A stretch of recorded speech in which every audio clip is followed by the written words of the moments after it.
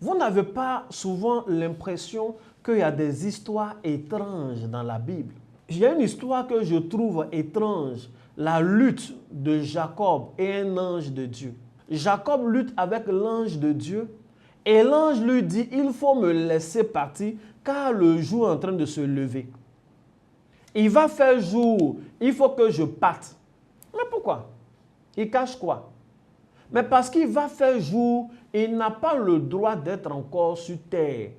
Quand un esprit vient sur terre, il y a un moment où il doit partir ou alors où il doit être maintenu par certaines procédures. Come on, je suis en train de parler à quelqu'un. Ça ne vous fait pas penser à un film, comme on a l'habitude de dire, un film vampire. Un vampire qui dit, il faut que je rentre rapidement, le soleil se lève, je vais brûler. Mais là, sauf que là, ce n'est pas un vampire, c'est un ange de Dieu, l'ange de l'Éternel qui dit à Jacob, laisse-moi partir parce que le jour se lève. Ça veut dire que son temps qui devait se manifester ainsi physiquement sur la terre était arrivé à expiration. Pourquoi je vous explique tout ça? Je vous explique tout ça pour vous dire que l'histoire de Jésus à la montagne de Gethsémani est une histoire pareille. Son temps de vie dans la chair sur la terre était arrivé à expiration. Parce que la terre, là, c'est pour les gens qui sont 100% humains. Donc quand Jésus vient, quand il emprunte un véhicule et qu'il vient, à un moment donné, le temps est arrivé qu'il change de forme, qu'il se métamorphose, que le divin prenne totalement le dessus. Et pour ça, il doit mourir.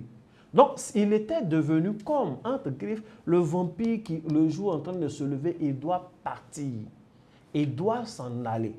C'est pourquoi, quand il était en train de prier à la montagne de Gethsémani, au départ, il transpirait jusqu'à ce qu'il y ait des grumeaux de sang.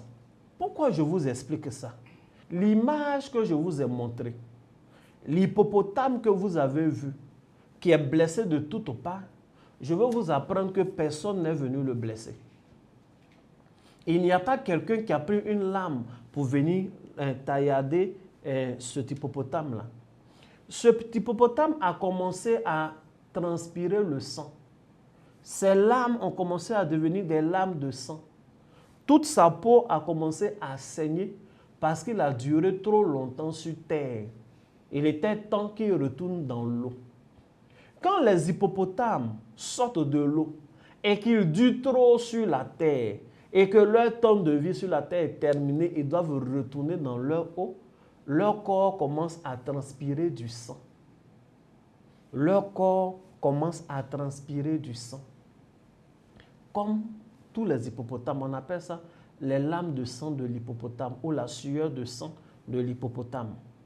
Donc quand Jésus est sur terre et qu'il commence à prier et que sa sueur devient du sang, ça veut dire que son temps de retourner sous sa forme céleste est arrivé. Et il est comme cet hippopotame-là qui doit retourner dans l'eau.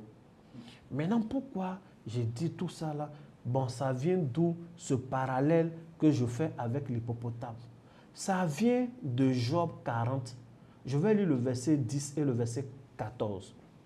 Job 40 dit, « Voici l'hippopotame, à qui j'ai donné la vie comme à toi.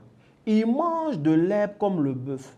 Le voici, sa force est dans ses reins et sa vigueur est dans les muscles de son ventre. Il plie sa queue aussi ferme qu'un cèdre. Ses nerfs et ses cuisses sont entrelacés. Ses os sont des tubes des reins. Ses membres sont comme des barres de fer. Il est la première des œuvres de Dieu.